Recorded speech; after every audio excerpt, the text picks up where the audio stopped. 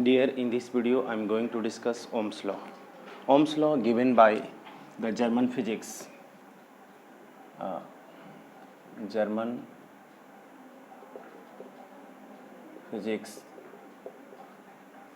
George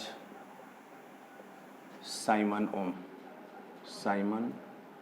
Ohm gives the relation between voltage and current is known as Ohm's law.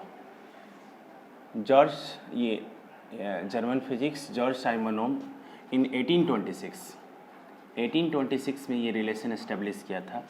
क्या? Relationship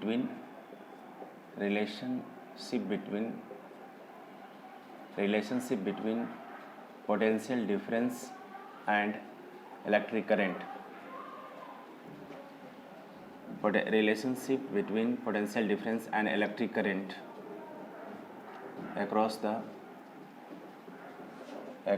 ends of conductor.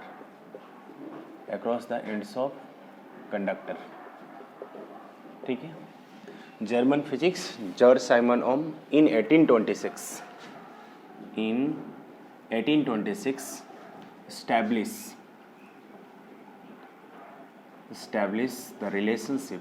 establish the relationship between potential difference and electric current across the ends of conductor is, we can say, known as what? Ohm's law. क्योंकि ये ohms ने दिया था और उन्होंने ही 1826 में potential difference relation establish किया था potential difference and electric current के बीच में. तो इसका डिफिनेशन क्या होगा? डिफिनेशन हम लोग लिख सकते हैं according to Ohm's at constant temperature and pressure current in the circuit is directly proportional to electric potential difference. At constant temperature and pressure, current in the circuit is directly proportional to electric potential difference. That means इसका mathematically अगर लिखना चाहूँ, mathematically इसको हम लोग express करते हैं current is directly proportional to electric potential.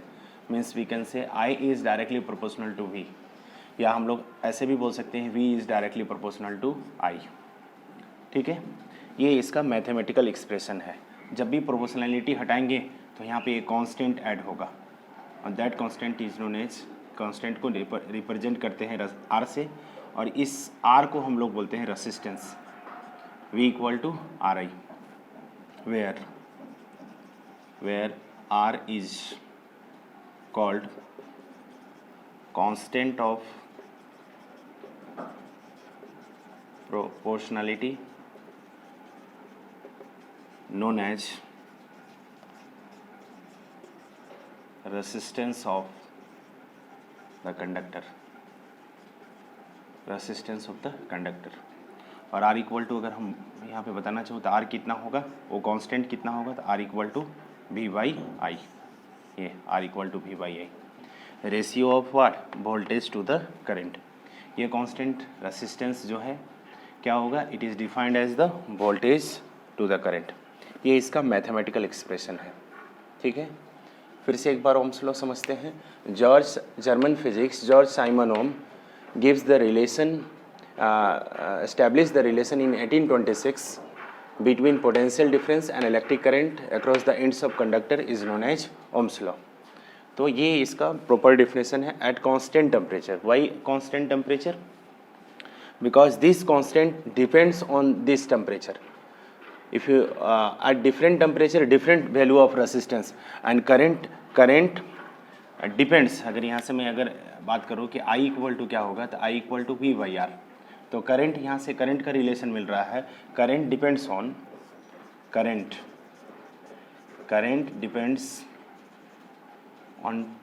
on two factors. I is directly proportional to V. First, current is directly proportional to V, and second, current is inversely proportional to R. तो two factors current depend करता है, एक potential difference पे, एक resistance पे, और temperature पे. At different temperature different value of resistance.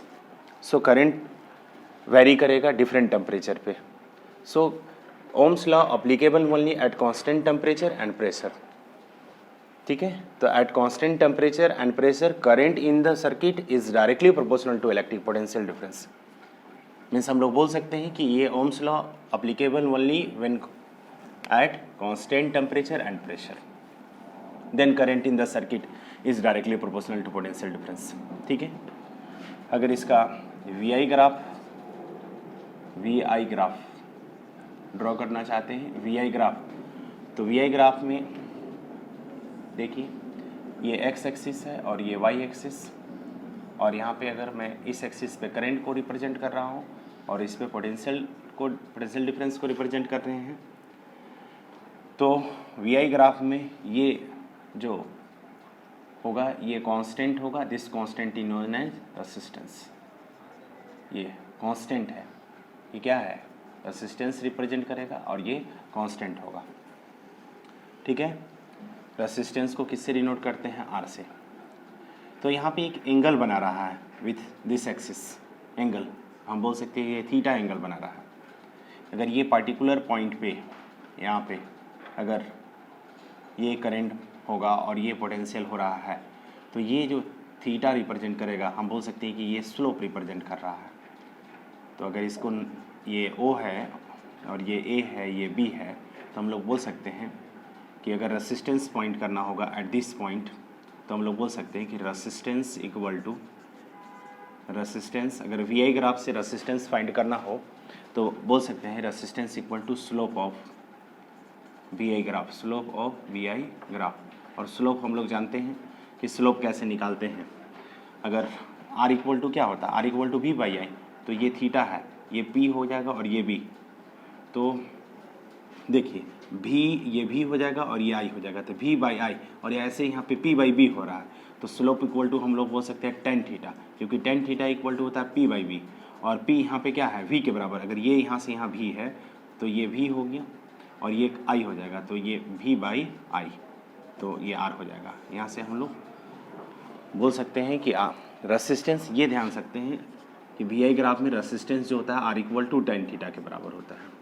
ठीक है, अगर वी आई ग्राफ की जगह पर अगर इस एक्सिस में अगर मैं चेंज कर दूं और अगर इस एक्सिस में वोल्टेज को अगर रिप्रेजेंट कर दूं और यहाँ पे करंट को रिप्रेजेंट कर दूं, तो ये कांस्टेंट ही होगा. लेकिन यहाँ पे जो थीटा बनाएगा इसमें रेसिस्टेंस इक्वल टू जो होता है, resistance equal to cot theta होता है. आर इक्वल टू हम लोग बोल सकते हैं कॉट थीटा. क्यों, क्योंकि यहाँ पे ये करंट हो रहा है आई, और यहाँ पे ये क्या हो रहा है, वी हो रहा है. तो रेसिस्टेंस आर इक्वल टू तो वी बाई आई होता है, लेकिन यहाँ पे थीटा ले रहे थे, ये हमारा पी और ये भी आई बाई वी हो रहा है. तो यहाँ पे हमको अगर इस ट्रेंगल में बात करेंगे तो हम लोग बोलेंगे कि कॉट थीटा इक्वल टू क्या होता है, बी बाई पी, और बी यहाँ पे ये पी हो जा रहा है और ये बी हो जा रहा है, तो बी हमारा वी और ये आई, तब ये आर हो रहा है, R equal to V by P, B by आई.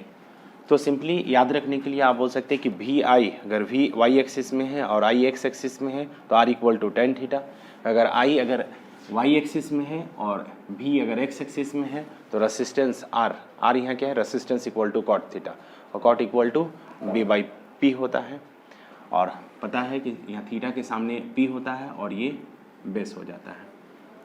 ठीक है, तो इस तरह से ध्यान में रखेंगे. ओके, आगे इसमें हम लोग को बात करना है कि ये ओम्स लॉ को वेरीफाई कैसे करेंगे. तो हम लोग ओम्स लॉ को वेरीफाई भी कर सकते हैं. ओम्स लॉ को वेरीफाई करने के लिए एक सेटअप्स को तैयार करना होगा. देखिए ओम्स लॉ को वेरीफाई करने के लिए मैं यहाँ पे इसको मिटा रहा हूँ.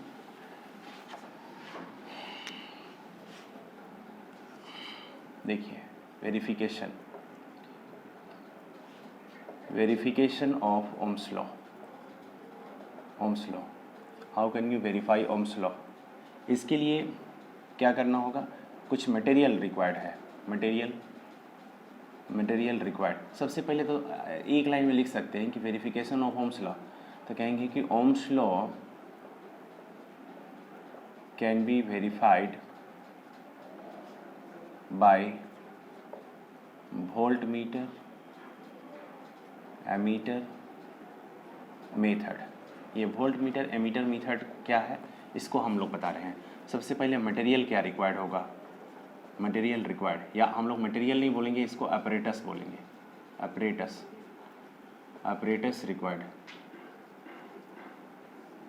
रिक्वायर्ड में तो वोल्ट मीटर होगा, वोल्ट मीटर एमीटर रियोस्टेट